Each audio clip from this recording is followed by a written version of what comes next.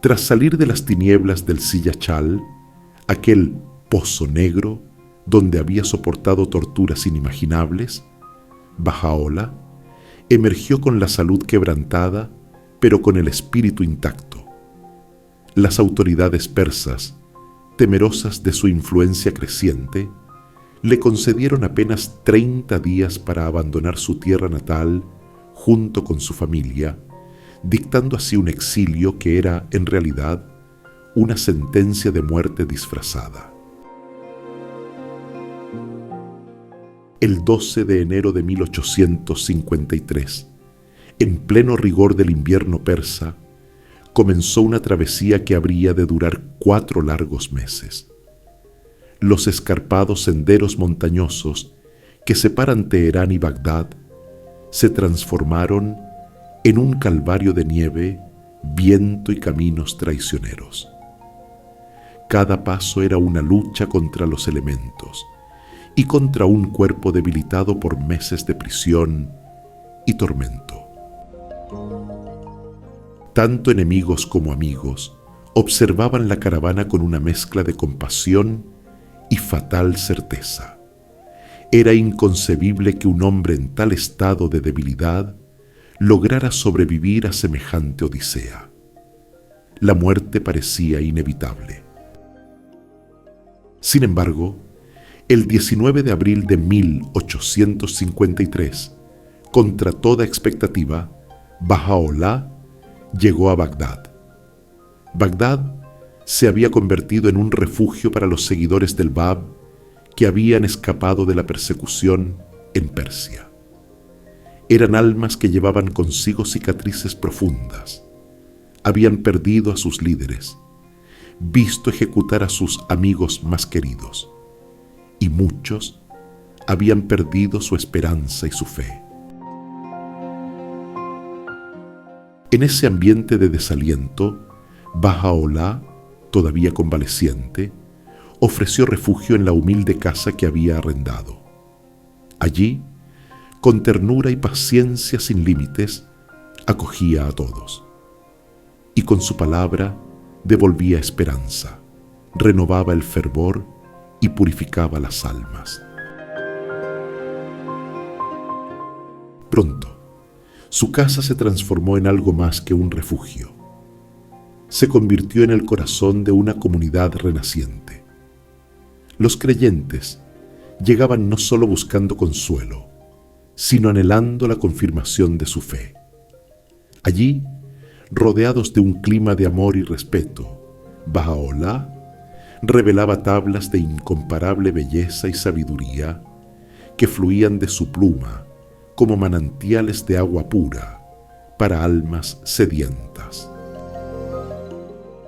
No obstante, algunos, cegados por la ambición y la sed de poder, proclamaban falsamente ser herederos del Bab y veían en Baha'u'lláh un obstáculo a sus pretensiones. Consumidos por rivalidades mezquinas, sembraban las semillas venenosas de la división entre los creyentes. Sus lenguas esparcían mentiras y calumnias. Sus acciones generaban discordia. Cada disputa, cada palabra de rencor, cada acto de traición era como una daga que hería el corazón compasivo de Baha'u'lláh.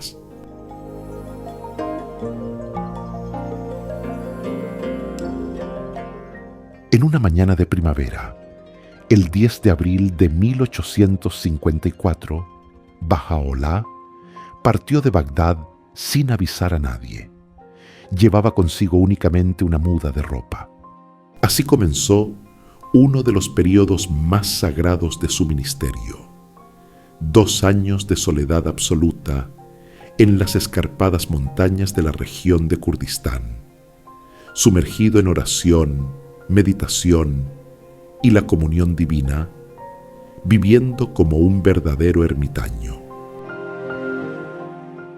De este periodo de retiro, Baha'u'lláh escribe más tarde: al fin, abandonando mi hogar y cuanto en él había, renunciando a mi vida y todo cuanto le pertenecía, me retiré en soledad absoluta, sin compañía alguna, Vagué por el desierto de la resignación. Las aves del cielo se convirtieron en mis compañeros y las fieras del campo en mis confidentes. Este periodo evoca los grandes retiros espirituales de la historia religiosa de la humanidad. La iluminación de Buda bajo el árbol Bodhi en Bodh Gaya, la comunión de Moisés en las alturas del monte Sinaí, los 40 días y noches que Jesús pasó en la soledad del desierto y el retiro de Muhammad en la cueva de la montaña Nur. La santidad de aquel enigmático ermitaño comenzó a desbordar las montañas que lo ocultaban. Una sola carta, trazada con su propia caligrafía, bastó para que su fama se propagara por toda la región. Pronto, los más venerados líderes místicos, cautivados por una luz espiritual imposible de ignorar, emprendieron el camino para buscar su presencia. Fue durante este periodo que Baha'u'lláh reveló algunas de sus obras místicas más profundas, destinados específicamente para aquellos buscadores que habían reconocido en él una fuente de conocimiento divino.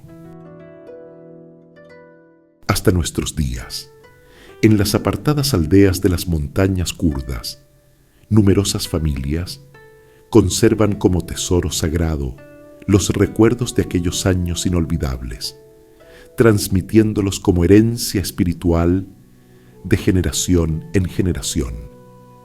Sus relatos hablan de un hombre de presencia luminosa, de sabiduría sin límites, cuya mera presencia transformaba los corazones y elevaba las almas. Cuando finalmente Baha'u'lláh regresó a Bagdad, su llegada marcó el amanecer de una nueva era para la comunidad de creyentes. Durante su ausencia, la comunidad había experimentado en carne propia la falsedad de aquellos que pretendían liderazgo espiritual. Los corazones sinceros habían aprendido a distinguir entre las pretensiones que brotan del ego y la voz de lo divino. La sola presencia de Baha'u'lláh restauraba la unidad, la claridad y la esperanza. Bagdad se había convertido en un centro de peregrinaje.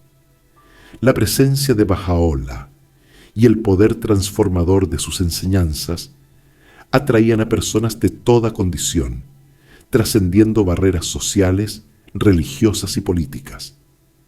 A su modesta residencia acudían tanto los más pobres y desamparados, como príncipes de la familia real persa, eruditos islámicos, sacerdotes de diversas tradiciones y jefes religiosos. Entre estos visitantes se encontraba el propio gobernador de Bagdad, que tras su encuentro con Baha'u'lláh quedó tan profundamente impresionado que proclamó que había estado en presencia de la luz de la época. Durante este periodo, un torrente continuo de revelación divina fluía a través de la pluma de Baha'u'lláh. Los escritos sagrados eran revelados en formas diversas, comentarios que iluminaban verdades espirituales, disertaciones que exploraban misterios divinos, tablillas dirigidas a individuos específicos y exhortaciones que llamaban a la humanidad hacia su destino espiritual. La abundancia de esta revelación era tan extraordinaria que Nabil, el cronista histórico de la fe, registró con asombro un hecho que desafía la comprensión humana. Lo que Baha'u'lláh revelaba en un solo día y una noche equivalía en volumen y profundidad a los libros sagrados completos de religiones del pasado. Entre las joyas literarias y espirituales de este periodo destaca el Libro de la Certeza, considerado una de las obras más importantes de la fe Bahá'í. Este tratado teológico y místico de incomparable profundidad fue revelado por Baha'u'lláh en el transcurso de 2 días y 2 noches, como respuesta a las preguntas planteadas por el tío del Bab. Esta obra maestra desentraña los misterios de la revelación progresiva, explica el simbolismo de las escrituras sagradas y establece los principios fundamentales para reconocer la verdad divina en cualquier época. Su impacto en la comprensión espiritual ha sido profundo. En este mismo periodo, que es anterior a su declaración pública como manifestación de Dios, Baha'u'lláh reveló otras obras de inconmensurable valor. Las palabras ocultas, perlas de sabiduría espiritual que encapsulan la esencia de todas las enseñanzas divinas. Los 7 valles, una obra mística que traza el sendero del alma hacia Dios. Los 4 valles, una continuación del viaje espiritual del buscador. Innumerables tablillas dirigidas a individuos específicos, cada una un universo de guía espiritual. Estos escritos sagrados se extendían a través de todo Irak y Persia, llevados por los visitantes que regresaban a sus hogares con los corazones transformados. Aunque el paso del tiempo y las vicisitudes de la historia han hecho que muchos de estos escritos se perdieran para siempre, una cantidad considerable ha sido preservada, constituyendo un tesoro espiritual para toda la humanidad. La influencia creciente de Baha'u'lláh y la penetración de sus enseñanzas continuaban siendo una fuente de preocupación para las autoridades persas. Su luz espiritual, lejos de apagarse en el exilio, brillaba con mayor intensidad, atrayendo corazones y transformando vidas de manera que desafiaba el orden establecido. Bajo la presión del gobierno persa, el sultán otomano finalmente cedió a las demandas de exiliar a Baha'u'lláh, aún más lejos de su tierra natal. La estrategia era clara: alejarlo tanto geográfica como políticamente de su esfera de influencia, esperando que la distancia apagara su impacto espiritual. Antes de partir hacia su próximo destierro, Baha'u'lláh decidió pasar sus últimos días en Bagdad de una manera que cambiaría para siempre el curso de la historia espiritual de la humanidad. Durante 12 días, del 21 de abril al 2 de mayo de 1863, Baha'u'lláh reunió a sus compañeros en un jardín llamado Resván, Paraíso, situado en las riberas del río Tigris. Fue en este jardín, rodeado de sus compañeros fieles y bajo la sombra de árboles centenarios, donde Baha'u'lláh proclamó públicamente por primera vez su identidad como el mensajero de Dios para esta época, aquel cuya venida había sido prometida en todas las escrituras sagradas del pasado. En ese momento trascendental, una nueva era en la historia de la humanidad comenzó a despuntar. No era simplemente el anuncio de un líder religioso, sino la aurora de la revelación destinada a unificar a toda la raza humana. Con palabras que resonarán para siempre, Baha'u'lláh declaró: aquello que se hallaba oculto se ha revelado ahora, y lo que estaba encubierto ha salido ahora a la luz. Levantaos para dar la bienvenida a este día, día en que las puertas del cielo se han abierto de par en par, y las nubes de la eternidad han dejado caer su lluvia.